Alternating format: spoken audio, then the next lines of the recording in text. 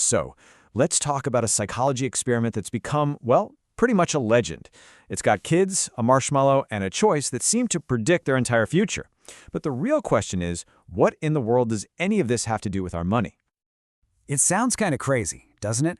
The idea that a single treat offered to a 4-year-old could somehow forecast their financial success decades later. But believe it or not, that's the exact question we're going to dig into. All right, so let's start at the beginning. We're going back to the late 1960s, early 70s at Stanford University.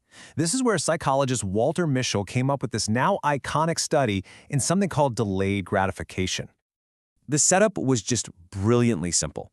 You take a kid, about 4 or 5 years old, and sit them down in a room with a marshmallow. A researcher tells them, hey, you can eat this one marshmallow right now, but if you can just wait 15 minutes till I get back, you'll get a second marshmallow. I mean, for a little kid, that is the ultimate test of willpower, right? And you can just picture the struggle. The researchers watched as these kids did literally everything they could to resist eating that marshmallow. Some of them would cover their eyes or turn their backs to it completely. The original study noted how they'd sing songs, make up games, some even tried to fall asleep. It's just this pure, fascinating look at self-control in action. Now, the experiment itself was super interesting, but what made it famous? That came years later, with the follow-up studies. The researchers tracked these kids down as they got older, and what they found was, honestly, astonishing. It turned out the kids who had managed to wait for that second marshmallow tended to have better outcomes across the board. We're talking higher SAT scores, more success in school, and even being healthier as adults. It really looked like the ability to wait as a child was this powerful predictor of future success. And the key idea here, the concept this whole thing is built on, is delayed gratification. It's that skill of resisting an immediate pleasure for a bigger, better reward down the line.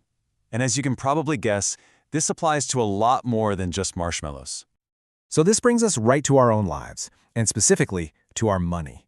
Because that core dilemma, that choice the kid is facing with the marshmallow, is something we all face pretty much every single day. I mean, the parallel is just crystal clear, isn't it?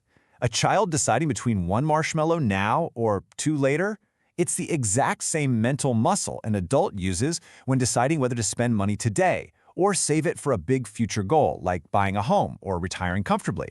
It's the same internal battle, just with much bigger stakes. Okay, but if it's so logical, why is it so hard? Why do so many of us struggle to save? Well, it turns out our financial decisions, they aren't nearly as rational as we like to think they are. Get ready for this number because it is staggering. Research suggests that our financial choices can be driven up to 90% by our emotions, just 10% by pure logic. And this chart really just puts it all into perspective, doesn't it?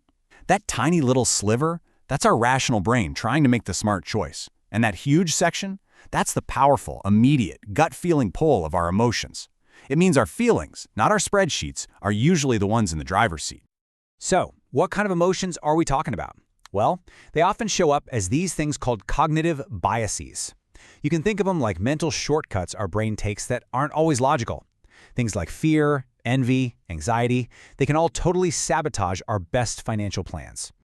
So for example, envy, that's the engine behind that whole keeping up with the Joneses thing. That pressure to spend money we don't have on things we don't need.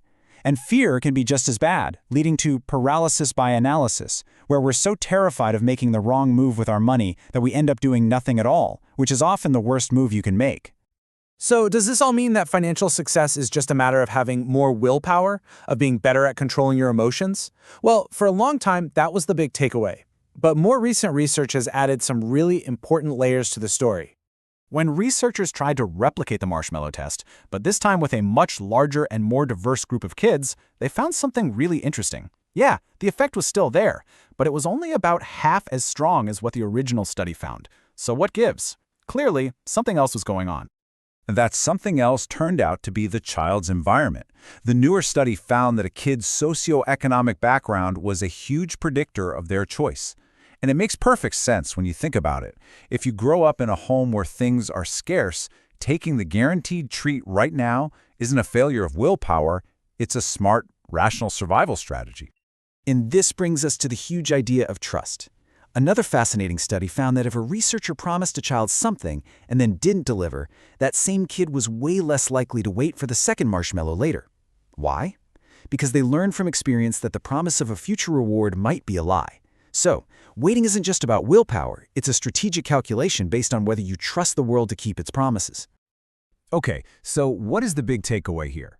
We've talked about willpower, the massive influence of our emotions, and the critical role of our environment. Let's put it all together.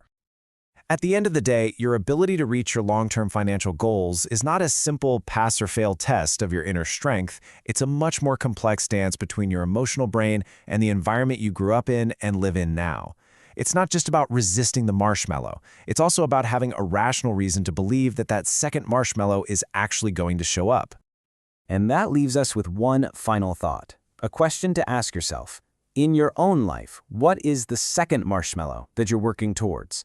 Because knowing what that is and truly believing it's worth the wait and that it will be there for you, well, that's the first, most important step of all.